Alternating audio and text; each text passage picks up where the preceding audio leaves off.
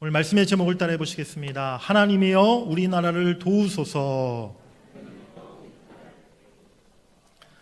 우리 지난달 10월 27일 주일날이었는데요. 여러분들 무슨 날이었는지 기억하십니까? 네, 우리 교회에서는 이웃사랑 초청잔치를 했던 그런 날이죠. 그날에 우리 많은 이웃분들이 오셔서 우리 귀한 잔치에 또 함께 해주시고 또 은혜가 넘치는 그런 아주 복된 주일이었는데요. 근데 같은 날 서울 광화문에서는요, 큰 예배, 큰 집회가 있었습니다. 전국의 각 교회들과 또 많은 기독교인들이 함께 모여서 한국교회 200만 연합 예배를 그날 주일 오후에 서울 광화문에서 이렇게 드렸었는데요. 건강한 가정, 거룩한 나라이라는 주제를 가지고 한국교회 연합을 통해서 지금 한국 사회 동성애 확산, 또 포괄적 차별금지법 제정과 같은 이러한 아주 중대한 이슈들에 맞서서 우리 기독교적인 가치를 지켜내겠다라는 그런 목적을 가지고 예배하고 기도하는 그런 집회가 있었습니다. 우리 교회는 그날 사실은 이제 오래전부터 이웃사랑 초청잔치가 계획되어 있어서 서울 그 연합예배 우리 함께하지는 못했지만 제가 그날 우리 참석했던 우리 대전에서도 많은 교회 또 많은 성도들이 그날 집회에 참석했었는데요. 다녀오셨던 목사님들에게서 그날의 이야기를 제가 그 후에 많이 들었습니다. 너무 정말 감동을 받았고 또 은혜가 되었다.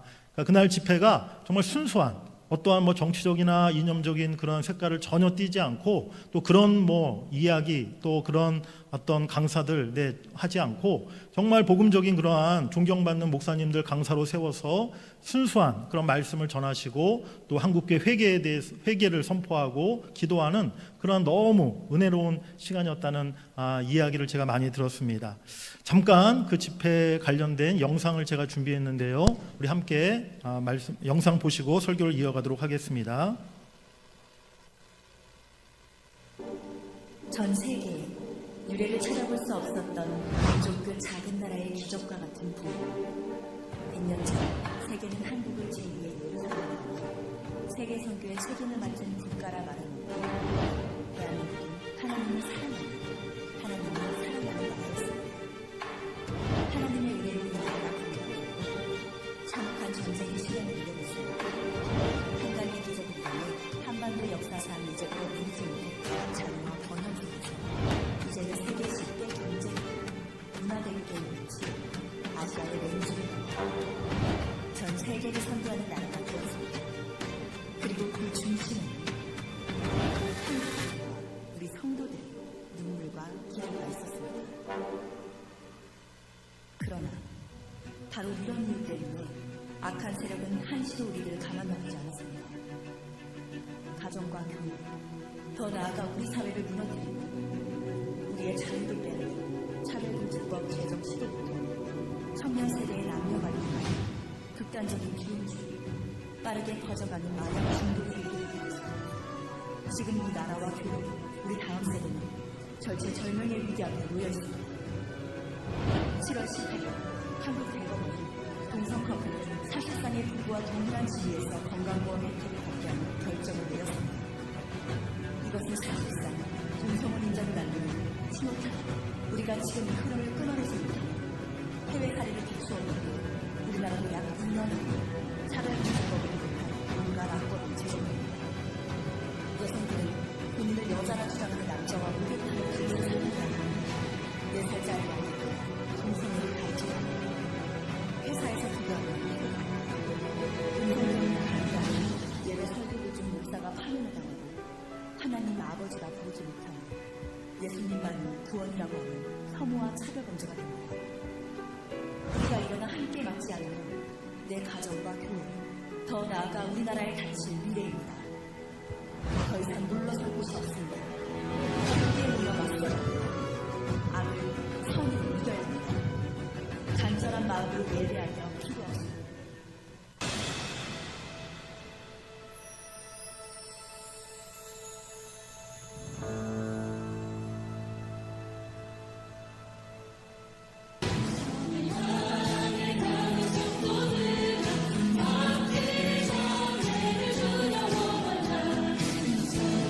주님의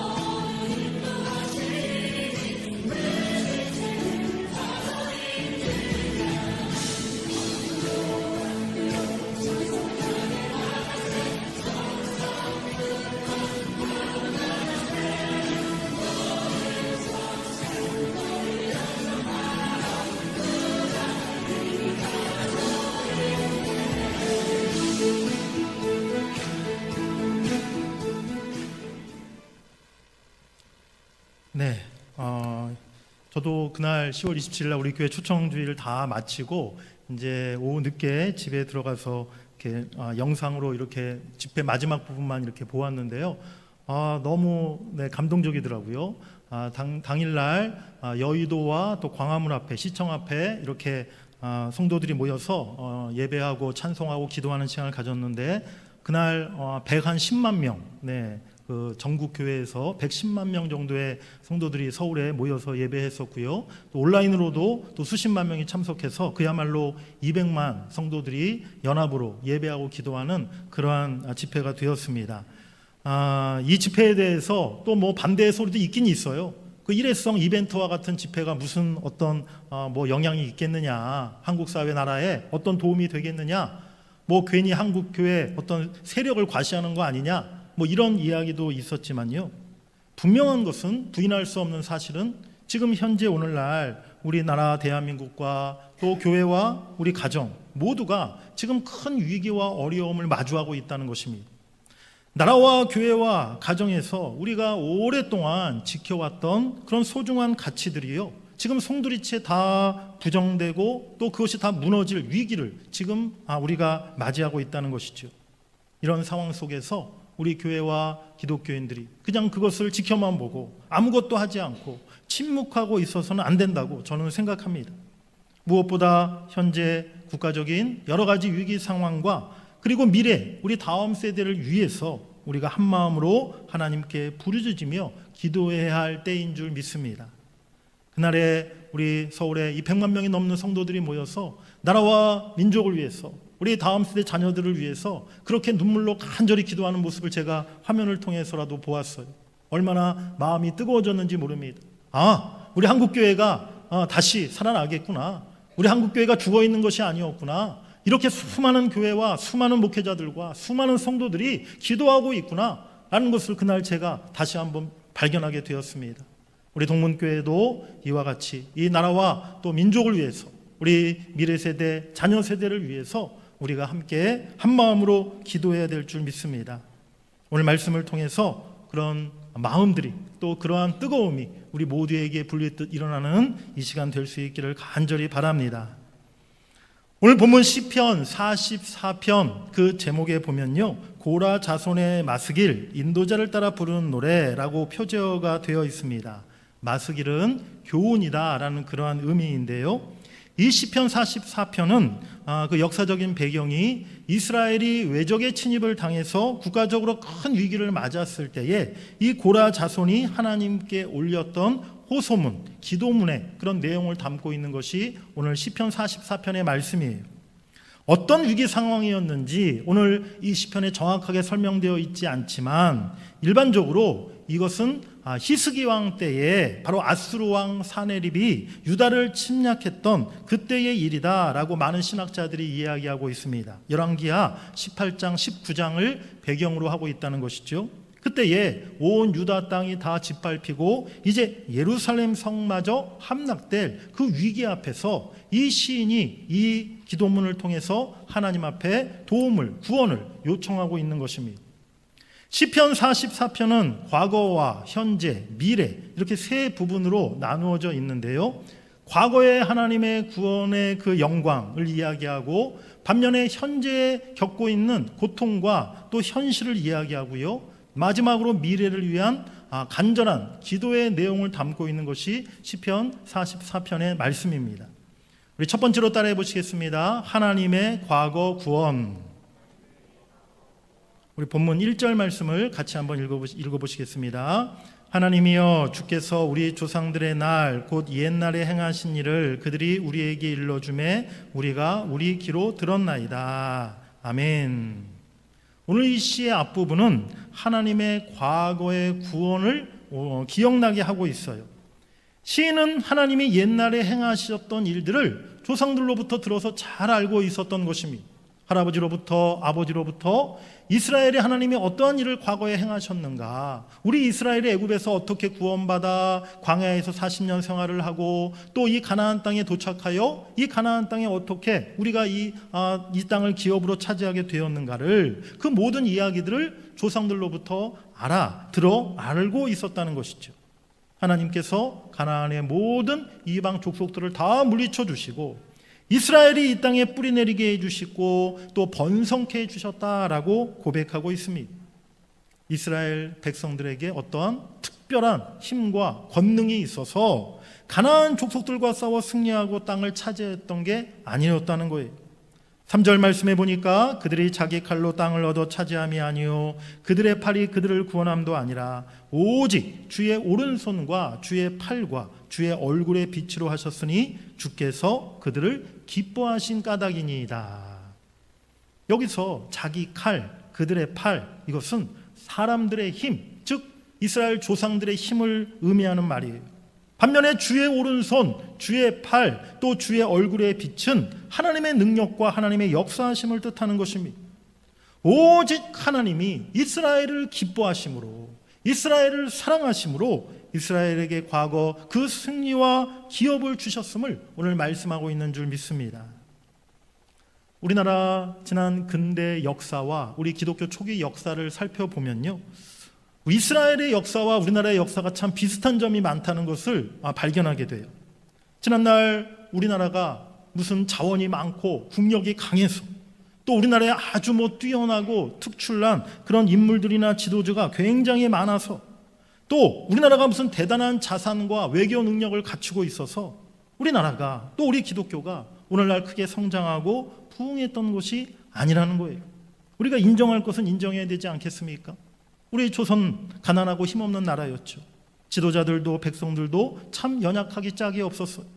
수천 년 동안 미신과 우상을 섬겨왔던 그러한 민족이었습니다. 그런 이 나라에 이 땅 가운데 하나님이 지난날 큰 일을 행하셔서 이 땅에 자유와 평화와 번영을 주셨고 한국교회에도 놀라운 부흥의 역사를 일으켜 주신 줄 믿습니다. 오늘 우리는 과거 이 땅에 하나님이 하셨던 그 일들을 우리가 잊지 말아야 한다는 거예요.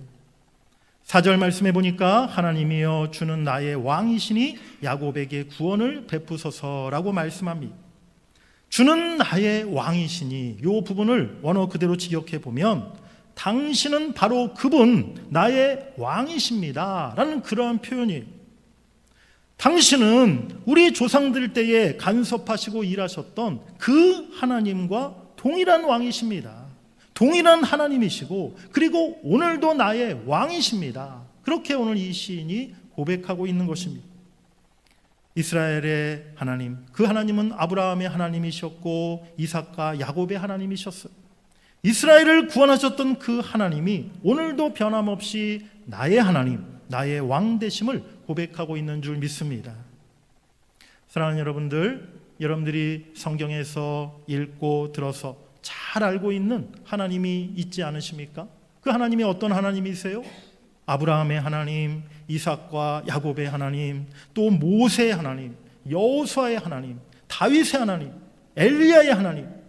여러분들이 그 하나님을 성경을 통해 잘 알고 계시지 않습니까? 그런데 중요한 것은 그 하나님이 오늘 나의 하나님, 나의 왕이 되셔야 될 줄 믿습니다. 우리가 하나님을 알고 하나님을 믿고 섬길 때 그저 성경에서 읽어 들어서 알고 있는 역사 속에 기록되어 있는 그 하나님으로 우리가 그쳐서는 안 된다는 거예요. 그 하나님이 동일하신 오늘 나의 하나님, 나의 왕 되심을 우리가 늘 고백하며 그 하나님을 더 믿고 신뢰해야 될 줄 믿습니다.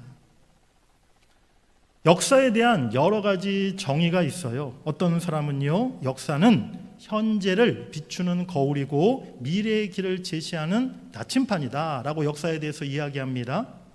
중국의 역사가 사마천이라는 사람은요, 술왕사 지례자라는 말을 했는데 이 말을 풀어보면 지난 일을, 지난 역사를 기록해서 다가올 일을 알 수 있다라는 그러한 뜻이에요. 또 유명한 역사란 무엇인가 라는 책이 있는데 그 책에 보면 저자가 역사는 과거와 현재의 끊임없는 대화다라고 이렇게 이야기합니다. 그렇습니다. 우리가 세상 일반적인 역사가 중요한 이유가 무엇이냐면요, 일반적인 역사를 통해서도 우리의 현재와 미래를 우리가 생각하고 예측할 수 있다는 거예요. 역사는 늘 반복되기 마련이라는 것입니다. 우리 대한민국의 역사도 생각해 보면 늘 이렇게 역사가 반복되지 않습니까? 그렇다면 전능하시고 영원하신 하나님의 역사를 우리가 생각한다면 오늘 우리의 현재와 미래에 하나님이 어떤 일을 하실지 더욱 우리가 믿음과 확신을 가지게 되는 줄 믿습니다. 하나님이 이전에 어떠한 일을 행하셨는가? 성경 속에 하나님께서 어떠한 역사를 이루셨는가? 그것을 우리가 정확히 알고 그것을 믿는다면 오늘 이 시대에도 또 앞으로 미래에도 하나님이 더 큰 일을 행하실 것을 우리가 확신할 수 있다는 것이죠. 지난날 위기와 수렁 속에서 이 나라를 건져주시고 대한민국을 세우게 하신 하나님, 복음의 황무지와 같았던 이 땅에 복음을 전해주시고 교회를 세우시고 전 세계에서 유례를 찾아볼 수 없는 대부흥을 일으켜주신 하나님, 그 하나님께서 지금 우리 대한민국과 한국교회에 긍휼을 베푸시고 큰 역사를 행하실 때에 다시금 우리 대한민국이 일어서고 한국교회의 놀라운 부흥의 역사가 다시 일어나게 될 줄 믿습니다. 우리 개개인도 마찬가지죠. 오늘 본문 8절 말씀에 보니까 우리가 종일 하나님을 자랑하였나이다. 우리는 하나님의 이름에 영원히 감사하리다 라고 시인이 고백하고 있어요. 예전에 나의 삶 가운데 우리 가정 가운데 일하시고 은혜 베푸시고 역사하셨던 하나님, 바로 그 하나님을 우리가 다시 한번 생각하고 기억하면서 그 하나님이 오늘도 또 우리의 앞날 가운데도 동일한 일을 행하시고 더 큰 은혜를 베푸실 것을 우리가 믿음으로 우리가 고백하며 나아가야 될 줄 믿습니다. 그 하나님을 믿고 신뢰하심으로 영원토록 하나님을 자랑하고 하나님께 감사로 영광 돌리시는 여러분들이 되시기를 주의 이름으로 간절히 축복합니다. 이렇게 과거에 하나님의 놀라운 구원과 영광을 시인이 노래하였는데요. 그런데 본문 9절부터는 슬픈 장면, 슬픈 노래가 이어지는 것을 보게 됩니다. 우리 두 번째로 따라해 보시겠습니다. 엉망이 된 현재. 성경에는요, 그때 즉 과거와 지금 현재를 대조하는 그런 말씀들이 여러 군데서 나와요. 그런데 그 말씀들은 보면 대부분은 과거의 얽매임과 고통에서 지금은 자유와 구원을 얻게 되었음을 말씀하고 있습니다. 즉 과거에 죄와 사망에서 우리들이 얽매여 있고 죄의 종으로 살고 있었는데 하나님이 구원의 은총을 베푸셔서 이제는 현재는 우리가 자유와 또 우리가 평안을 누리게 되었다, 구원을 받게 되었다라고 기록하고 있는 것이죠. 그런데 오늘 시편 44편은요 거꾸로 영광스러운 과거와 비극적인 현재의 모습을 대조하고 있는 것을 볼 수가 있어요. 하나님의 백성인 이스라엘은요 과거에 그들에게 승리를 안겨주셨던 하나님을 지금도 기억하고 있었지만 과거의 영광과는 정반대로 지금의 현실은 너무나 처참하기만 하다는 거예요. 과거에 그렇게 조상들과 함께 해주시고 우리 조상들을 기뻐하시고 조상들을 위해서 역사하셨던 하나님께서 지금은 전혀 그렇게 하시지 않음을 보면서 오늘 시인은 탄식하고 또 시인은 슬퍼하고 있는 것이죠. 시인은 참담한 심정으로 오늘의 당면한 현실을 증거하고 있습니다. 우리 9절 말씀을 같이 한번 읽어보시겠습니다. 그러나 이제는 주께서 우리를 버려 욕을 당하게 하시고 우리 군대와 함께 나아가지 아니하시나이다. 그러나 이제는 히브리어로 아프라는 접속사인데요. 이제 분위기가 완전히 달라졌다는 거예요. 지금 분위기가 반전이 일어났다는 거예요. 과거에는 하나님의 승리와 은혜를 우리가 경험했었는데 이제는 더 이상 아니라는 것입니다. 과거의 하나님과 지금의 하나님이 너무나 다르게 느껴진다는 것이죠. 하나님께서 우리를 버리신 것이 아닌가? 과거에는 우리의 대적들을 하나님이 물리쳐 주시고 그들이 수치를 당하게 하셨는데 지금은 거꾸로 우리가 욕을 당하고 있습니다. 우리 군대가 전쟁에 나아갈 때 싸울 때에 하나님이 함께 하시지를 않으십니다.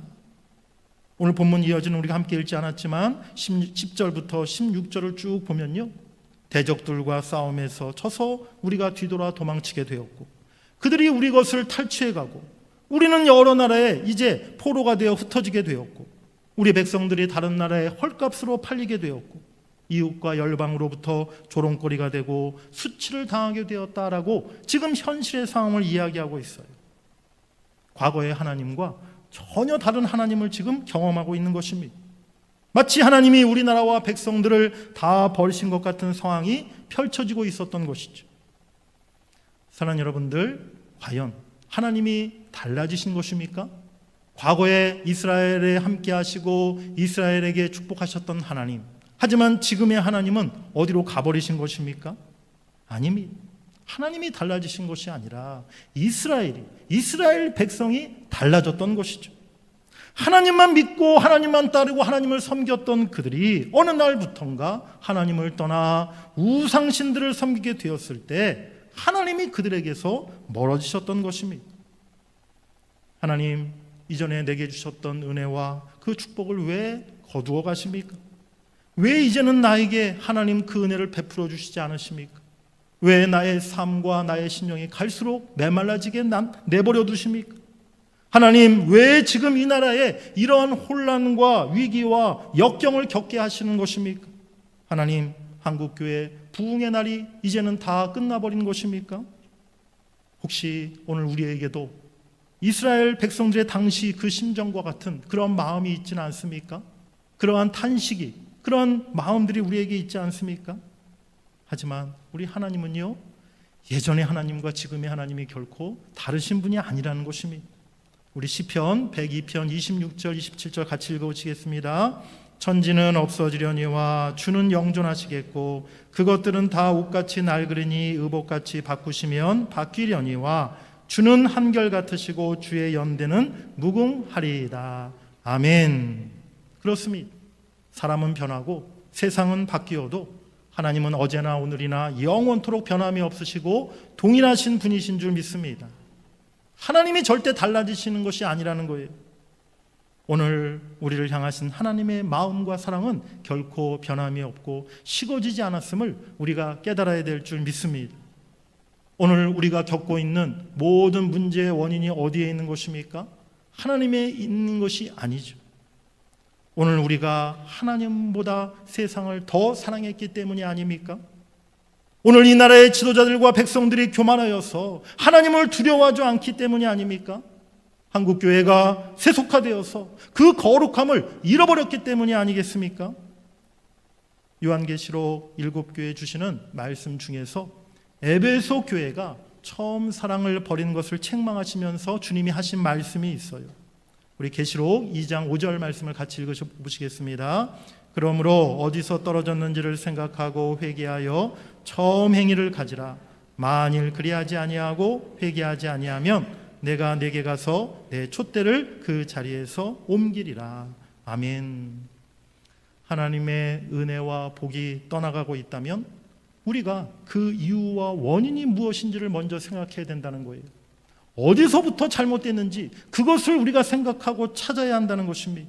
그리고 그 원인을 찾았다면 우리가 그것을 돌이키고 회개해야 될 줄 믿습니다.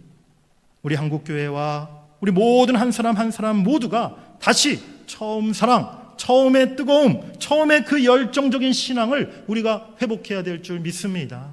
눈물로 교회를 위해서, 눈물로 자녀들을 위해서, 눈물로 나라와 민족을 위해서 기도했던 그 뜨거운 기도를 우리가 다시 되찾아야 한다는 것이죠. 그것이 다시금 우리 삶에도 가정에도 또 이 땅 가운데도 하나님의 은혜와 축복을 돌이킬 수 있는 그 길이라는 사실을 여러분들이 믿으시길 간절히 바랍니다. 우리 세 번째로 따라해 보시겠습니다. 미래 구원을 위하여. 과거의 영광과 부흥의 날이 사라지고 현재 고난과 위기를 마주하고 있는 상황 속에서 이제 하나님의 백성들의 자세가 어떠해야 하는지를 오늘 시인은 우리에게 잘 말씀해 주고 있습니다. 첫 번째로 따라해 보시겠습니다. 주님을 잊지 말아야 합니다. 오늘 본문 17절을 같이 읽어보시겠습니다. 이 모든 일이 우리에게 임하였으나 우리가 주를 잊지 아니하며 주의 언약을 어기지 아니하였나이다. 아멘. 고난과 위기와 시련을 지금 당하고 있지만 그 가운데서도 주님을 잊지 않고 주의 언약을, 주의 계명을 어기지 않도록 힘쓰겠다는 거예요. 우리가 어떤 상황, 어떤 고난이 펼쳐진다 할지라도 절대로 주님을 잊어서는 안 될 줄 믿습니다. 주님의 말씀을 떠나 살아서는 안 될 줄 믿습니다. 힘들어도 우리가 어떻게 해야 돼요? 더 이를 악물고 두 주먹을 꽉 쥐고 그래도 내가 어떻게든 끝까지 나는 주의 말씀을 내로 살아가리라. 주의 말씀을 내가 끝까지 지켜내리라. 그 결단이 우리에게 있어야 한다는 것이죠. 여러분들 오해하지 마시고 들으시기 바랍니다. 우리 성도들, 우리 교회 얘기가 아니라 어떤 교인들은요, 가정과 사업장에 경제적으로 큰 어려움이 닥치면요, 가장 먼저 주일 성수를 포기합니다. 예배보다 당장 이제 돈 버는 일이 급하다는 것이죠. 또 정말 잘 지켜왔던 11조 헌금, 또 모든 감사 예물 다 중단해버립니다. 교회도 마찬가지입니다. 교회가 재정적으로 좀 어려워지면 가장 먼저 줄이는 것이 선교비, 구제비부터 줄여요. 여러분, 우리가 고난과 어려움 속에서 우리가 쉽게 중단하거나 포기해서는 안 된다는 거예요. 여전히 주의 계명을 지키고 말씀대로 행하는 것, 그것이 진짜 믿음인 줄 믿습니다. 형통하고 편할 때는요, 신앙생활 하기 쉽죠. 하지만 진짜 신앙은요, 고난과 시련 앞에서도 주의 말씀을 내가 끝까지 지키기 위해 힘쓰고 애쓰는 것, 몸부림치는 것, 그것을 위해 정말 하나님의 도움을 구하고 기도하는 것, 그것이 진짜 믿음이 아니겠습니까? 그 믿음을 보시고 주님은 우리를 고난과 위기 속에서 건져주시는 줄 믿습니다. 두 번째로 따라해 보시겠습니다. 주의 길을 떠나지 않아야 합니다. 우리 본문 18절도 같이 읽으시겠습니다. 우리의 마음은 위축되지 아니하고 우리 걸음도 주의 길을 떠나지 아니하였으나. 아멘. 고난 가운데 또 나타나는 특징 중에 하나가 마음이 약해지고 자꾸 마음이 흔들려요. 전에는 그래서 전혀 귀에 들어오지 않았던 그런 이야기들, 세상 사람들의 이야기가 자꾸 이제 귀에 들어오고요, 그 얘기가 자꾸 머릿속에 맴돌고요, 결국에는 그 이야기를 따라서 많은 사람들이 가는 넓고 편한 길, 세상 길로 가고 만다는 것이죠. 요즘 우리 20대, 30대 청년들이 참 얼마나 힘든 시대입니까? 사회적으로 또 경제적으로 우리 청년들이 참 어려운 지금 그런 현실을 마주하고 있지 않습니까? 취업도 잘 안 되고, 연애도 하기 힘들고, 늘 최저임금 받으면서 어떻게 결혼할 것이고, 어떻게 앞으로 집을 장만하나, 그러한 고민들과 또 걱정들이 있죠. 그러니까 세상에 나가면요, 세상 선배들, 친구들, 세상 청년들 다 그런 얘기를 해요. 성실하게 월급 모아가지고 언제 집장만 하고 언제 결혼할래? 한 방을 노려야지. 주식을 투자하든지 아니면 요즘은 뭐니 해도 코인이야, 코인. 그래서 코인을 사가지고 이거 한 번만 뜨면은 100배, 1000배도 이게 수익률을 낼 수 있어. 그런 이야기들 우리 청년들 밖에 나가면 많이 듣지 않으십니까? 교회에만 주말에 가 있으면 뭐하니? 차라리 주말에 저기 자전거 동호회를 가든지 등산 동호회를 가든지 무슨 댄스 동호회를 가든지 이런 데 가야 젊은 사람들 또 사람들 만나고 연애도 할 수 있는 거지. 세속의 거센 물결 앞에서 우리 마음이요, 위축되거나 흔들려서는 안 된다는 거예요. 세상의 이야기 앞에 우리 마음이 요동쳐서는 안 된다는 것입니다. 청년들뿐만이 아니라 우리 장년들도 다 마찬가지입니다. 고난 속에서 주님을 향한 우리의 마음과 믿음이 더욱 굳세져야 될 줄 믿습니다. 주의 길을 가는 발걸음이 절대로 우리가 흔들리지 않고 더 견고해져야 될 줄 믿습니다. 그리할 때 그 길의 마지막에 주님께서 우리를 맞아주시고 우리에게 승리와 영광의 날을 허락해 주시는 줄 믿습니다. 세 번째로 따라해 보시겠습니다. 주의 도우심과 인자하심을 간구해야 합니다. 우리 본문 26절을 읽겠습니다. 일어나 우리를 도우소서, 주의 인자하심으로 말미암아 우리를 구원하소서. 아멘. 고난과 시련의 시간이 길어질 때 우리 성도들에게 또 힘든 것이 무엇입니까? 그것은 계속 기도하는 일이 참 쉽지가 않아요. 우리가 다 경험해 보았을 것입니다. 참 고난과 시련이 이게 시간이 길어지면 길어질수록 그 순간에 그런 상황 속에서 기도를 계속 이어나간다는 것이 얼마나 어려운지 몰라요. 고난과 시련이 계속되면 기도하는 사람들도 대개 기도할 힘을 잃어버리고 기도를 포기하고 중단해 버린다는 것이죠. 그런데 오늘 시인은 어떡합니까? 이 고난과 위기의 상황 속에서 포기하지 않고 끝없이 하나님 앞에 기도하고 있는 것이죠. 절망의 순간이지만 끝까지 포기하지 않고 하나님의 도우심과 구원하심을 그가 간절히 기도했던 것입니다.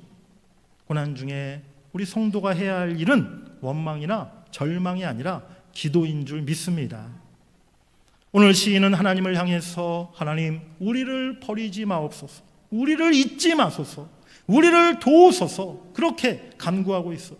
주여 일어나소서, 주여 깨어나소서, 그렇게 호소하고 있습니다.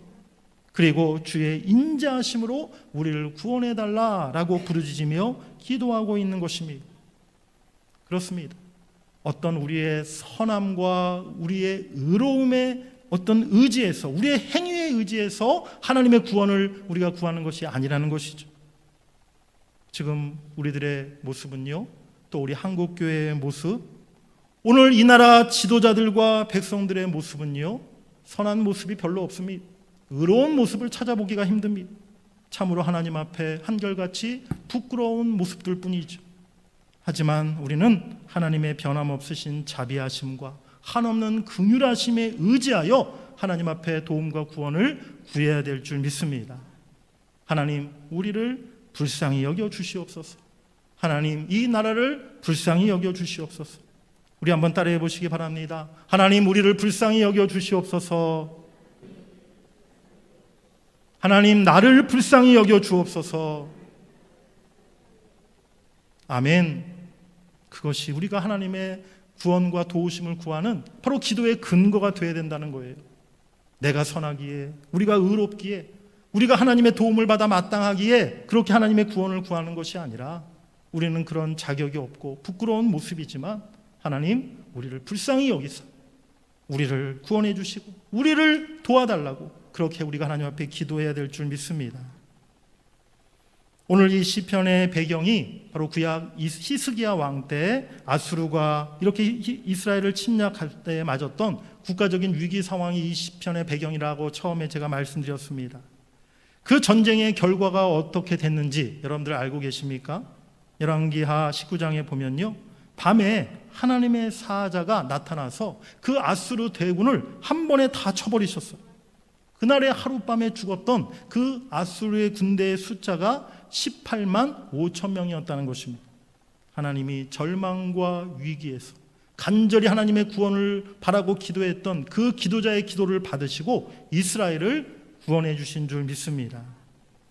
우리 마지막으로 시편 46편 1절과 3절 말씀 같이 읽으시겠습니다. 하나님은 우리의 피난처시요 힘이시니 환난 중에 만날 큰 도움이시라. 그러므로 땅이 변하든지 산이 흔들려 바다 가운데에 빠지든지 바닷물이 솟아나고 뛰놀든지 그것이 넘침으로 산이 흔들릴지라도 우리는 두려워하지 아니하리로다. 아멘. 하나님이 우리의 피난처와 힘이 되시고 환난 중에 큰 도움이 되시는 줄을 여러분들이 믿으시길 바랍니다. 지금 하루가 다르게 변하는 4차 혁명 시대를 지금 우리가 살아가고 있어요. 컴퓨터가 이제 우리 인간을 대신하고요, 그야말로 이제 신적인 존재가 되어가는 인공지능 AI 시대를 지금 우리가 만나고 있습니다. 지금 세속화의 물결이 그야말로 한국 사회에 쓰나미처럼 밀려오고 있어요. 사회 문화적으로 격변의 시대를 우리가 지금 맞이하고 있습니다. 정말 10년 전, 20년 전만 해도 상상할 수 없었던 일들이 지금 한국 사회의 현실에 그대로 나타나고 있어요.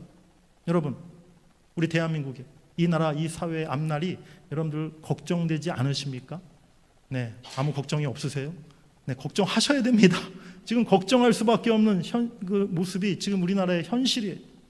그런데 우리가 막연히 걱정하는 것이 아니라 우리는 하나님 앞에 도움을 구하고 하나님의 구원을 구하며 기도하며 나아가야 될 줄 믿습니다. 천지가 개벽하는 일이 일어난다 할지라도 우리는 두려워할 이유가 없어요. 하나님의 도우심과 구원하심을 기도하며 나아갈 때에 미래 우리 가정과 우리 자녀들, 우리 교회와 우리 대한민국을 하나님이 지켜주시고 이 나라를 더욱 복되게 하시고 우리 가정과 자녀들에게 더 큰 은혜와 복을 허락해 주실 줄 믿습니다. 설교를 마무리하면서 제가 중고등부 시절에 많이 불렀던 그런 복음성가가 갑자기 떠올랐어요. 나 주의 믿음 갖고 홀로 걸어도 나 주의 믿음 갖고 노래 부르네. 폭풍 구름 몰아치고 하늘 덮어도